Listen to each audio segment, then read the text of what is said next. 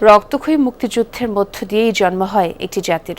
স্বাধীন রাষ্ট্র বাংলাদেশের সেই জন্মের ইতিহাসে যাদের সর্বোচ্চ আত্মত্যাগ আর সাহস, তারাই বীরশ্রেষ্ঠ। সেই ৭ বীর সন্তানকে স্মরণীয় করে রাখতে এবার ব্যতিক্রমী উদ্যোগ নিয়েছে জাতীয় সংসদ।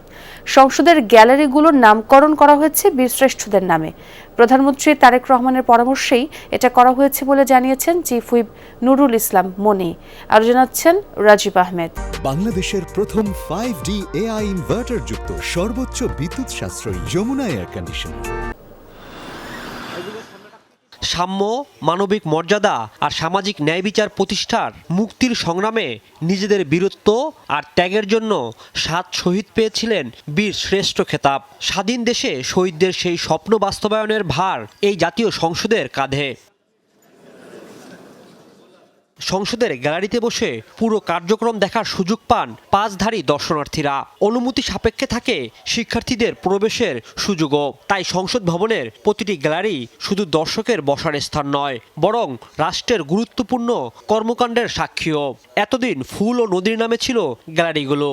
বীরশ্রেষ্ঠদেরকে সম্মানিত করে সে আবারও প্রমাণ করে দিয়েছেন যে সে যোগ্য বাবার যোগ্য সন্তান। মুক্তিযুদ্ধের পক্ষের সরকারি বলা যায় যে এটা সম্ভব, না হলে তো এটা সম্ভব নয়। অনেক সরকার আসছে এবং অনেক সরকার গেছে, কিন্তু ওনার মতন এমন সুন্দর উদ্যোগ কেউ নেয়নি।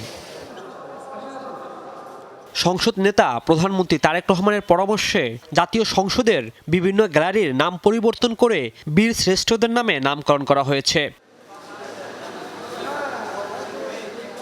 নতুন নামকরণ অনুযায়ী ভিআইপি গ্যালারি ১ বীরশ্রেষ্ঠ captain Mohiuddin Jahangir, VIP gallery ২ বীরশ্রেষ্ঠ সিপাহী হামিদুর রহমানের নামে করা হয়েছে। গ্যালারি ১ ও গ্যালারি ২ সাংবাদিকদের জন্য সংরক্ষিত। গ্যালারি ৩ বীরশ্রেষ্ঠ ল্যান্স নায়েক মুন্সি আব্দুর রৌফ, গ্যালারি ৪ বীরশ্রেষ্ঠ flight lieutenant Motiur Rahman, gallery ৫ বীরশ্রেষ্ঠ engine room artificer Mohammad Ruhul Amin, gallery ৬ বীরশ্রেষ্ঠ ল্যান্স নায়েক নূর মোহাম্মদ শেখ এবং গ্যালারি ৭ বীরশ্রেষ্ঠ সিপাহী মোহাম্মদ মুস্তফা কামালের নামে করা হয়েছে। এছাড়া সংসদে প্রবেশের মূল ফটকের নামকরণ করা হয়েছে মুক্তিযুদ্ধের সর্বাধিনায়ক জেনারেল এম.এ.জি. ওসমানীর নামে। এটা মাননীয় প্রধানমন্ত্রীর চিন্তা। তিনি বলেছেন আমাদের বীরশ্রেষ্ঠদের সম্মানিত করলে আমাদের কী অসুবিধা, আর জাতীয় সংসদ তাদের কারণে তৈরি। এই দেশের স্বাধীনতা তাদের জন্য। আমরা যে স্বাধীন হয়েছি তাদের রক্ত ত্যাগের বিনিময়ে, সেই ত্যাগী মানুষগুলোকে আমরা এখানে নিয়ে আসি।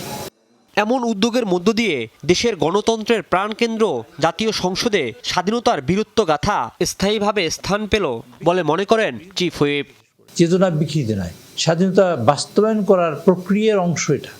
এটা সকলের জন্য প্রেরণা। যারা স্বাধীনতা যুদ্ধ করেছে তাদের জন্য প্রেরণা, যারা এই দেশে নাগরিক ছিল যুদ্ধে যেতে পারেননি তাদের জন্য প্রেরণা। আমি থাকবো না, হয়তো আজকের প্রধানমন্ত্রী তিনিও থাকবেন না, কিন্তু এই নাম থেকে যাবে এবং এই দেশের প্রজন্মর পর প্রজন্ম সবাই স্মরণ করবে স্বাধীনতার মূল বীর ছিলেন কারা। এমন উদ্যোগ মুক্তিযুদ্ধের সঠিক ইতিহাস জানতে সবাইকে উদ্বুদ্ধ করবে বলে মনে করেন উদ্যোক্তারা। এই সংসদের গ্যালারিগুলোর নামকরণের মধ্য দিয়ে সদস্যদের জন্য সেই বার্তাই মিলল। আর দর্শনার্থীরা এখন একসঙ্গে পাবেন গণতন্ত্রের চর্চা এবং মুক্তিযুদ্ধের স্পর্শ। রাজীব আহমেদ, যমুনা নিউজ, ঢাকা।